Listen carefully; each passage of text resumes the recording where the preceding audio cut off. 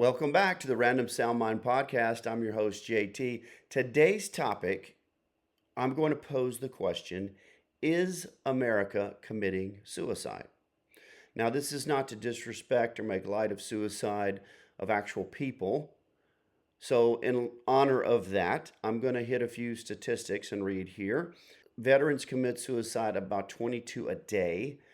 According to the data that I have in 2022, the most recent year, cites about a little bit over 17 veterans per day take their own life. In 2023, Gemini told me that 49,316 suicides in total for Americans. That equates to about 135 a day. Also in that same year, 2023, the attempted suicides was 1.5 million people, 4,110 per day attempts. So if you're doing a success rate, 135 divided by 4,110, that's 3.2% a day. Okay. According to the American Foundation for Suicide Prevention, it is the 11th leading cause of death in the United States. And September is officially recognized as the National Suicide Prevention Month. If you've lived long enough, you know someone who has taken their own life, or you know a friend or family member of someone who has taken their own life. And if you don't know either one of those, you certainly have heard it in the news. But most likely, most of us have been deeply touched and hurt by someone that has taken their own life. What does that mean? What are some of the causes, we would say? Well, there's loss of job, there's stress, divorce, it's a big one, loneliness, physical pain, anything adverse, we say is the cause. But I think the root cause of suicide is a psychological and emotional state, a lack of capacity to handle adverse things, you're overwhelmed by something, but to handle that adversity, whatever that trigger is, if I can say that, because there are plenty of people who get divorced and lose their job, don't take their own life. So there's something within the person, correct? That would be perhaps the root cause. Dark thoughts can lead to deadly actions. Self-inflicted gun wounds perhaps are the result of self-inflicted destructive behaviors. There are exceptions to this, of course. Physical pain is something that some people take their own life. For instance, it's called the complex regional pain syndrome. Complex regional pain syndrome. It is nicknamed the suicide disease because it is on the highest on the pain scale. Another one is CTE. We've heard of football players like Junior Seau, Dave Dewerson, others take their own life. Head injuries, they start thinking dark thoughts. Now that is obviously something that couldn't be, it wasn't a deep emotional thing because they were fine before that. So that segues into how does America commit suicide? Well, obviously it can't be due to physical pain because we're a nation. Self-inflicted is the key. And so in honor of reading an article I recently on the fall of Rome, there were 8 reasons given. I'm going to give 8 reasons, 8 root causes perhaps, of why America is on its way to committing suicide. The first cause for suicide that I listed are borders. And by borders, I mean legal and illegal immigration. It is a nation's federal government their duty to protect the borders, meaning the citizens that are there. And this is since time immemorial, and especially since the invention of nation states. Open borders, to me, are part of a suicide mentality. Just think about it. If we just no border checks, anyone is welcome, what would happen? And we all know, because we've seen under the Biden administration what happened in 4 years of millions and millions of people coming across the border unchecked and the havoc they have reached on the nation. And I don't care how many studies from the Cato Institute or the Koch brothers who cite these, well, illegals commit a less percentage of crime than citizens. What total horseshit. It's not about that. It's about, by the way, those stats are wrong in my opinion, but it's about the total number of crimes committed. Crimes that would have never happened had these people not come over illegally. The women that have been raped and unalived, like Jocelyn Nungare, like Molly Tibbetts, like Rachel Morin, what are their lives worth? Huh? What are their lives worth? Cato Institute.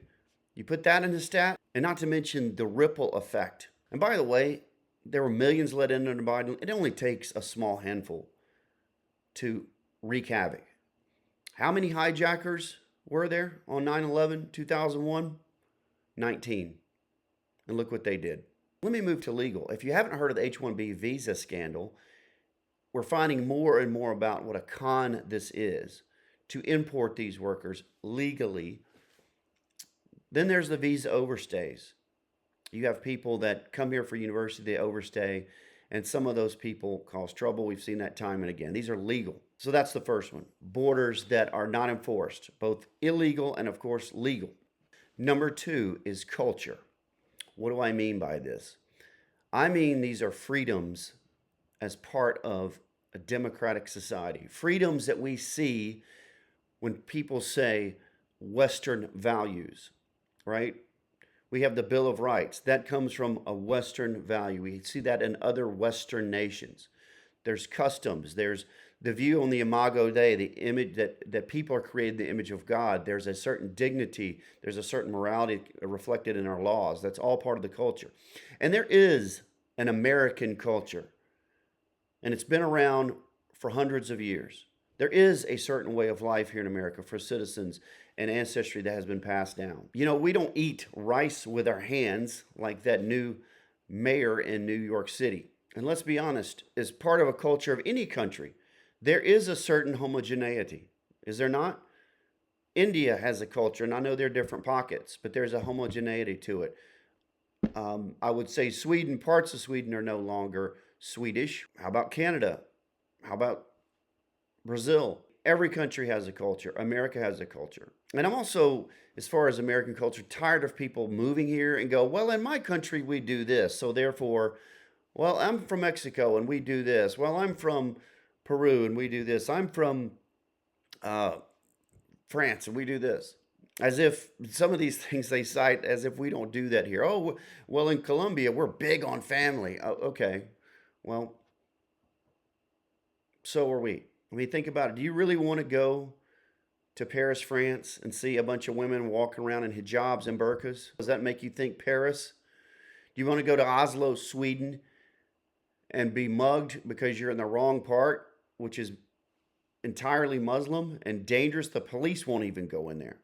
Does that make you think of Sweden? An American culture is what part of what makes America special. And you know what? People have been flocking here for decades to be a part of it. I mean, our look at our media alone and how that has impacted the world. The movies, the TV, the culture that other nations love because it's American. Number three would be a root cause of American suicide would be that there is no one national language. Do you get annoyed like I do? Press one for English. Um, Speaking English is not a priority anymore. It should be. It is our national language. If you have a breakdown in language and everybody in pockets of America is speaking different languages and English is no longer the formally recognized official language, then you're going to have a country that's slowly torn apart. It's going to be balkanized. Think of it.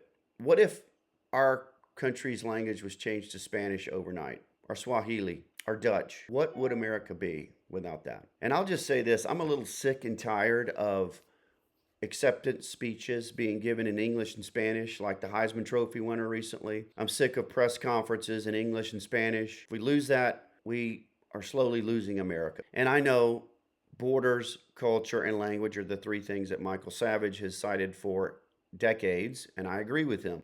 The fourth root cause of American suicide is money wasted by the government. I don't need to convince probably any of you that our government, federal mainly, wastes money.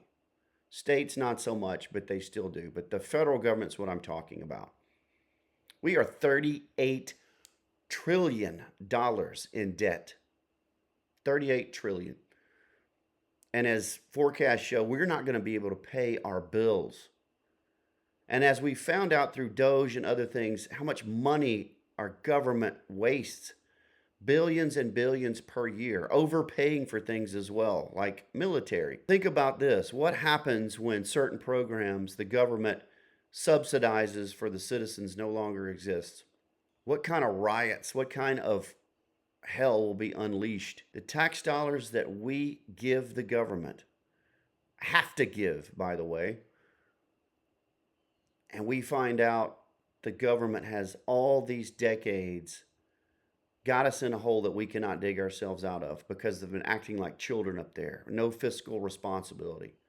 What do you think will happen to this country? What do you think will happen when we can no longer pay our bills to other nations as well who own our treasuries? This could be a huge reason for the suicide of America. Number 5 is the entanglement in foreign wars. Our founders warned us of this, as have prior presidents. And when I think about that, I think about all the young men who have died needlessly in these silly, unnecessary foreign wars. We think Iraq, Afghanistan.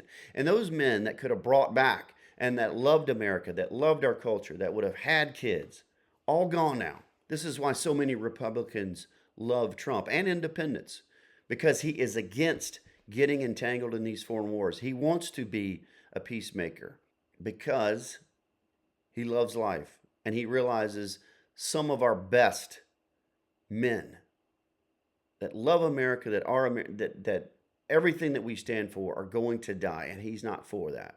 And neither are so many Americans anymore. And what I'm talking about with these entanglement foreign wars is, of course, the conventional war of boots on the ground, tanks, airplanes, everything. But make no mistake, we are also engaged in other kinds of wars. I do believe there is a drug war that is killing hundreds of thousands, millions of Americans through fentanyl and coming through the cartels, Venezuela, China. There is also the war of entrenchment, representing foreign nations, influencing those in our government. I don't care if it's the Qataris or Bibi in Israel and AIPAC. We have the war of information, where China is stealing things and has been for decades, and is trying to steal more through universities or through, as we've seen, people working in the federal government. A 6th cause for the suicide of America is the feminization of society. In short, society is run on laws, not compassion. It is run on logic, not feelings. There are a lot of articles and videos that I watched just on this. So let me summarize a few things, what I mean by feminization. It's identifying with the victim and having a victim mentality or a traumatized mentality. You operate on traumatized feelings. We see this in the universities, who are largely run by females. I have been traumatized. I need a safe space. Do you think that came from a man? No, it didn't. Traumatized by words. That is a feminization. That's one thing. We see it again, particularly in universities. Another aspect of this feminization of society is we become motivated by worry and fear instead of necessary risk and fearlessness. Worry is a very female trait. Recently, the Secret Service director who resigned, Kimberly Cheadle, remember what she said about the Butler, Pennsylvania assassination on Trump? We can't put our guys up on that roof because there's a slight slant to it. No man would ever say that. And then they show reporters up there the next day walking around like it was nothing. AG Pam Bondi, I don't think she's doing a great job, as many people don't. Part of it is her desire to be recognized and get attention. That's why she's on Fox News every other day. Instead of doing her job, instead of pursuing truth and justice. And again, part of the feminization is words we cannot say. Because why? It'll offend my feelings. If you're a male who's been feminized, then you're part of the problem. Case in point. Who ran the border under Biden? Mayorkas. He was a man. He was a feminized man because he did not enforce the law. But just because you're a man doesn't mean you're not feminized versus living in a masculine dynamic. And for more on that, there were 2 of the articles stood out to me. One by Helen Andrews, called The Great Feminization, and one by Christopher Rufo, Great Feminization of the American. A seventh reason for the American suicide is a lack of decency and civility. Have we not seen this in spades, especially on social media, TikTok, Instagram, everywhere else?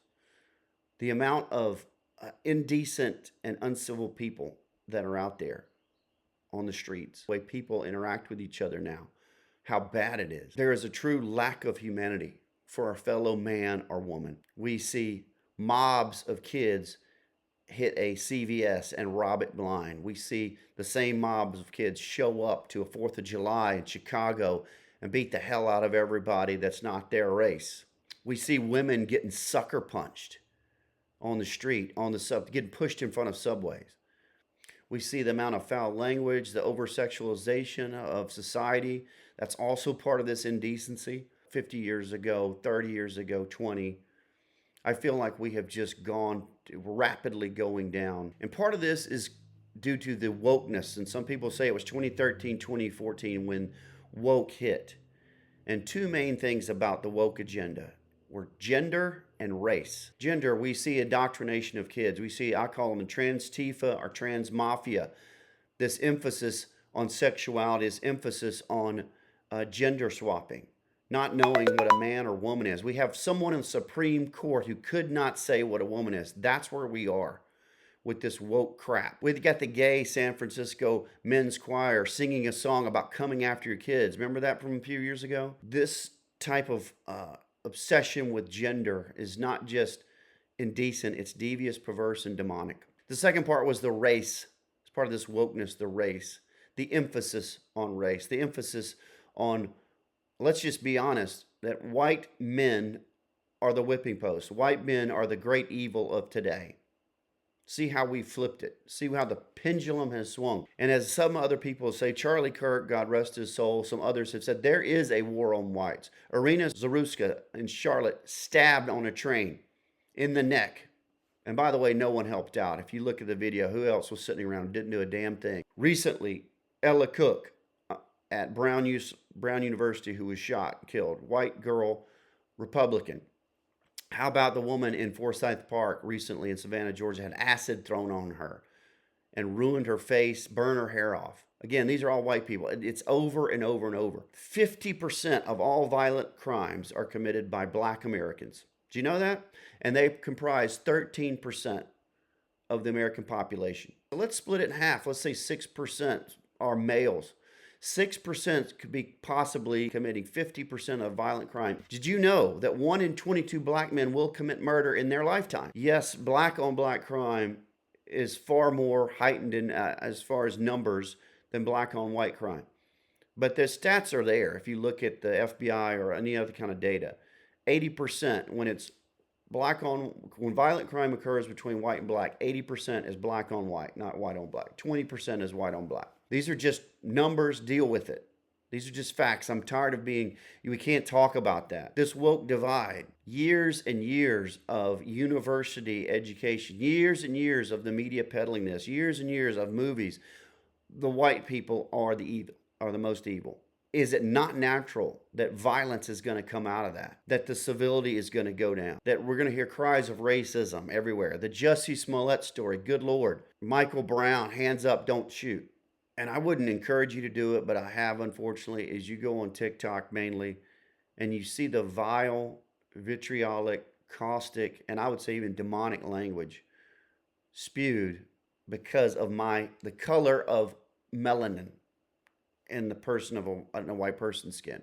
That's all that is. This color of melanin makes me evil, which is exactly, unfortunately, what we did to black Americans way back when.